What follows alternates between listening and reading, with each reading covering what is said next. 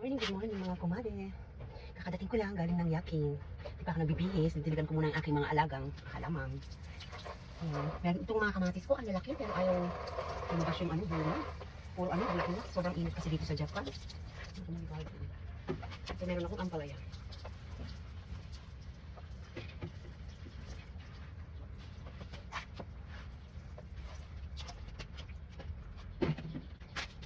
Mamimitas tayo ng dahon ng ampalaya.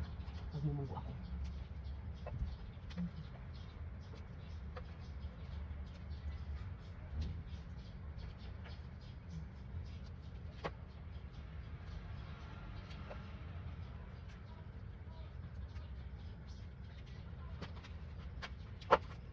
Mitas tayo ng dahon ng ampalaya. Ang bango. Magmumunggo ako mga kumare. Konti lang kasi baka pag inubos ko is makakalbo yung ampalaya ko, hindi tumuloy yung bunga. Tapos meron tayo dito na talbos kamote. Ayan, kuha tayo ng talbos kamote. Itong kamoting to, bumili kasi ako ng kamote. Hindi ko siya agad nailuto. Tinubuan siya ng ugat. Ay, oo, parang ugat, lumabas ang ugat. Ayan, talbos kamote. Lumabas yung ugat. So, ang ginawa ko, tinanim ko yung bandang may lumabas na ugat. Ayan. Lumabas, nagkaroon siya ng dahon. Lumago siya. Ayan mga kumare, marami-rami akong dahon na nakuha. Pwede na siya sa munggo, di ba? Pag mamunggo ako mamaya. Ayan, ang palaya, namunga na siya. Nakikita niyo ba siya? Ayan. Ito. Ayan ang liliit pa. Pero sana matuloy siya. Ayan. Kasi ang mahal-mahal ng ampalaya dito sa Japan. Ayan, nakikita niyo ba? Ito mga kumare, ang aking nakukang dahon ng ampalaya. Ayan, marami-rami rin siya. Ito, tapos ito dahon ng kamote. Ikot ko ng iluto yung ating munggo. Bakit muna natin para mawala yung lupa-lupa dyan. Yan. Ang mga kumari, magluluto tayo ng munggo. Namitas tayo sa ng tanghali ng umaga pala. Ng dahon ng ampalaya at dahon ng kamote. Ngayon, pinilito ko itong sokwa.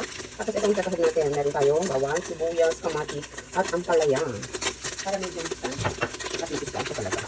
Tapos, itong okra, titiwain ko lang. Yan. Tapos, ito yung ating dahon kanina. And then, ito yung nilak ng sili. Yung parang pansitan. Ayan, lagay natin yung bawang.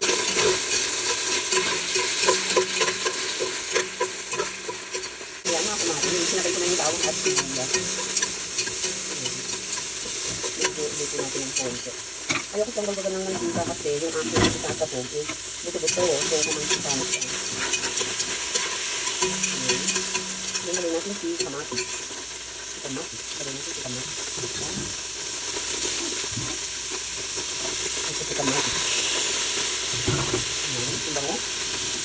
Naamin nyo mga kumari, ang bango.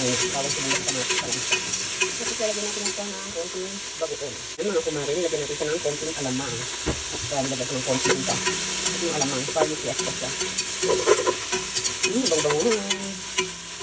Nilagyan ng aking kabdero masyado. Yan mga kumari, ang sarap nito. And then, lagyan natin si ampalaya. Lagyan natin si ampalaya. Ayan. Dito yung ampalaya. Halo-halo lang. Tapos yung okra. At saka talong ka lang. May talong ka.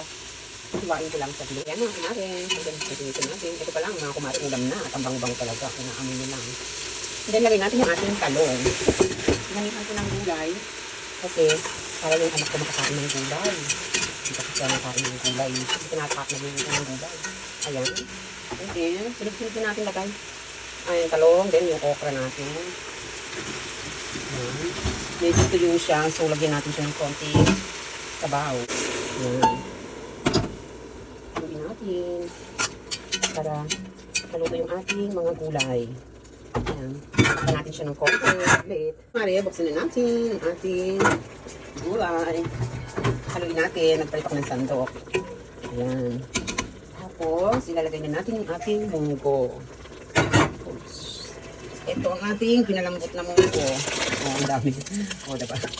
Para ako magtitinda sa karinderya. Ang dami. Ayan. So, haluin natin. Actually, bibigyan ko yung aking anak dito. Kakain siya. Tapos, mag-uuwi siya syempre. Tapos yung matitira. Kakainin natin. Ayan. Then, lagay natin yung sili. Marami. Okay lang siya. Hindi mo kasi siya maanghang mga kumari. Ayan. Ayan. Takpan natin ulit. Ayan. Haluin natin ng konti. Hinaan natin ang ating apoy. Ayan. And then, ilalagay natin yung ating dahon ng ampalaya and kamote. Yan, sobrang sustansya na nito mga kumari. Matching collagen ng ating buto-buto. Yan, hindi natin. Sarap. Sila ako makapagluto ng kompleto sa sahog. Tapos lagyan natin ng konting ginisang mix. Pampalinamnam. Linamnam. Ayan. Okay na to mga kumare. Wow, ang sarap, diba? Ayan. Ayan siya. Wow, sarap. Pasok ako. Takpan na natin. It's ready na mga kumare. Okay na. Ito ang munggo kapag walang chicharon. Ayan. Oh, sarap. Ayan. Ito ang ating finished product ng munggo natin. Kain na tayo mga kumare.